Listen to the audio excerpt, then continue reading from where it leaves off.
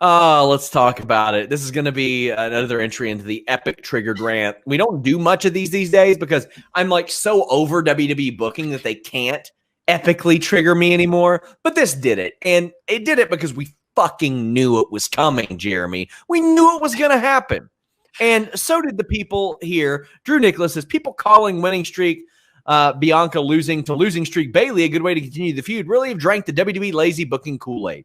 WWE thrives and survives on just lazy-minded people that are like, let it play out.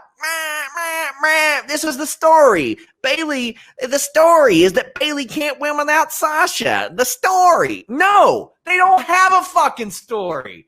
Come on, don't be obtuse. It's ridiculous. Jeremy, do your bit. I know you want to troll.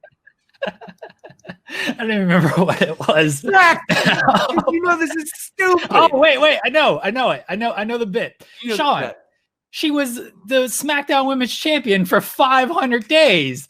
All right? You know, because Bianca lost to her, it's not that big of a deal. All right? Bianca's winning. What's her biggest win, Sean? Zelina Vega? Is that her biggest win? That's who she's beaten. Bayley was a Sam Roberts champion. Sound like Sam Roberts, like making sense of this. And bless Sam. I love Sam Roberts, but man, that was come on now. Bayley lost to Natalya clean a few weeks ago. Oh. Yeah, and Bianca beat Natalya like the week before. Yes, and I know MMA math doesn't exactly work, but hey, you know what? Bayley's not won a match before tonight since August. Since August. It is so stupid. It is so frustrating. It is just so creatively bankrupt to do this shit. Bayley wins with an eye gouge and a rose plant. They ran these friggin' vignettes for weeks and weeks and weeks about how much smarter, about how much more cunning, about how much more athletic, about how much faster and stronger Bianca Belair is. And then I thought they capped it off with that brilliant one just about how much smarter she was than everybody. And then she gets hit with the old eye gouge and the rose plant, and whoosh, she had not been pinned since she had been on the main roster. And that's more impressive than it sounds because, unfortunately, WWE, as creatively bankrupt as they are, what they love to do is, oh, you know what? This person has high upside. We don't want to beat them. So instead of having them win matches on TV weekly, we just take them off TV because they don't trust themselves to go 2 weeks without fucking up booking. They can't trust themselves to go 2 weeks without screwing up somebody creatively. So they're like, just take them off TV because it's not their time right now. It's not their time yet. We saw it with AOP. We saw it with Bianca Belair. We saw it with so many people. They're just off television the entire time. Then they pop up a week or two. This is so stupid. Bayley got no wins to build up to this feud. So now Bianca Belair loses to woman who had historic title run, couldn't win lately. And I had doofuses that said, oh, well, that was the story. That was the story. She can't win without Sasha. Where's Sasha? Sasha's out there hitting tornado DDTs on Boba Fett today. Spoiler alert. Come on now. Piss off. Come on. Some people haven't seen the episode. Shut up. I don't care. Jeremy, Justin Lopez says, I am so livid, join the club, over that Bayley Bianca finish. Of course, I've been arguing with a-holes telling me, oh, it wasn't clean, she raked the eyes. Well, you know what's going to happen, Jeremy? Bianca's going to pin her on Sunday or next Friday or the Friday after that or eliminate her from the Royal Rumble, and I'm going to have people say, well, there you go, it's okay. And we're going to sit here and wonder why WWE draws in a oh, wait, no, it's on FS1 tonight. So it's going to be like 12 people that watch the show. And there will be some people that tell me, Jeremy, oh, it doesn't matter. Nobody watched that show. It was on FS1. It doesn't count. Come on. Say something about this before I This is why they're in the position they're in. Everyone is just in the same spot. They are who we thought they were. Yes. Everyone's just in the same spot. It's just 50-50 to death.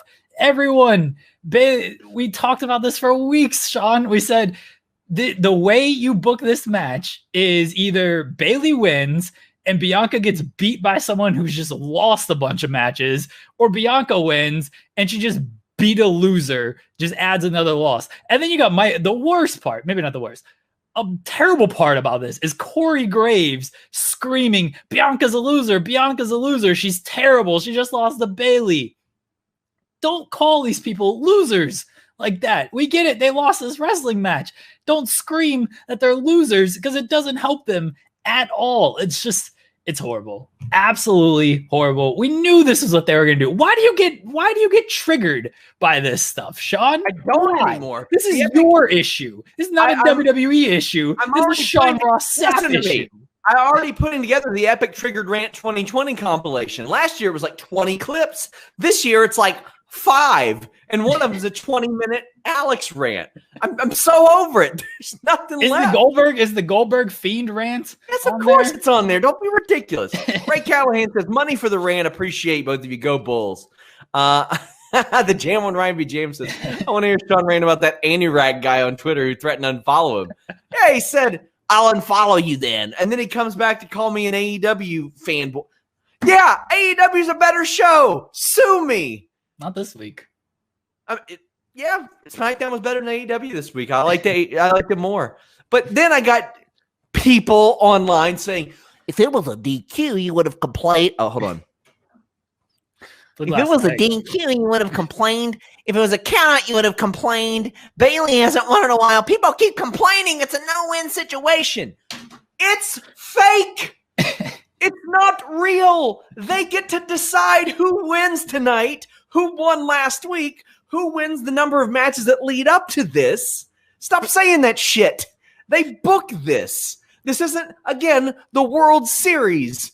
They're not going to go to jail for fixing the results, Jeremy.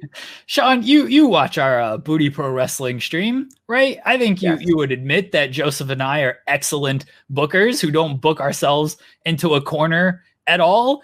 You can put people in different positions and make people shine here. You do not have to have Bayley lose for 6 months before she loses this match. You don't even have to do this match, Sean. That's a dirty secret right there. They didn't have to do this match at all. They could have done this match later when they've built them up to more wins. They don't have to book the stuff that they do. They just do it because they're bankrupt creatively, and they're just like, we're just gonna run the same matches out there for 5 months. You're right, we're gonna get Bayley and Bianca. It's either gonna be added to the pre-show at 5 p.m. on Sunday, or they're gonna do it next week and Bianca will probably win, and people are like, see, she won clean. Bayley tried to cheat. Bianca outsmarted her. She's the smartest. It's all good. And then they're going to do a third match, and they're going to do a fourth match, and a fifth match, and a sixth match, and they're just going to keep doing these matches until they just decide, now's the time. This is the last time ever. That's how they end feuds now, Sean. You can rip a man's eye out. That's not the end of the feud. You end the feud by saying 3 hours before the show, last time ever. And then the feud's over. That's how they book everything, Sean. Oh, man. Nerd Guru says, Bianca and Keith Lee have to be the worst call-up failures in recent memory. By recent, I mean since Alistair and Ricochet, which is last year. Yikes. They had Alistair go on a year-long winning streak, and they didn't mention it. They accidentally gave this guy a 1-year winning streak, and they didn't do anything with it. They just forgot. They were like, oh, yeah, we've got something. We're all right on him, so we're going to keep him winning. We're not going to have him lose, but, oh, wait, we're Heyman's fired? Oh, yeah, piss off, Alistair. And now he's off TV because, get this, Jeremy, they don't want to bury him, so they take him off TV. That is so, when you mentioned that earlier of like their way to not 50-50 people is just keep them off of television. Like only one person can just stand tall the entire time. You can't just build up multiple people. That seems kind of difficult. Now you can't have multiple people winning.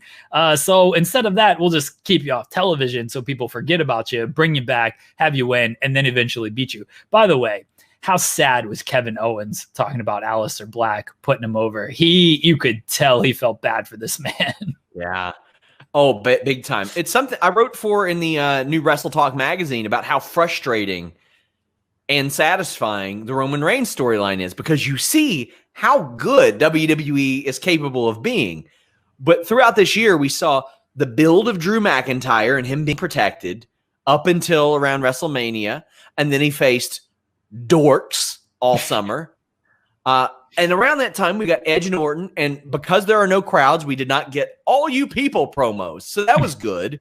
And then when Edge got hurt, we started to see Sasha and Bayley get layers and layers and layers. And we're like, damn, that's really cool.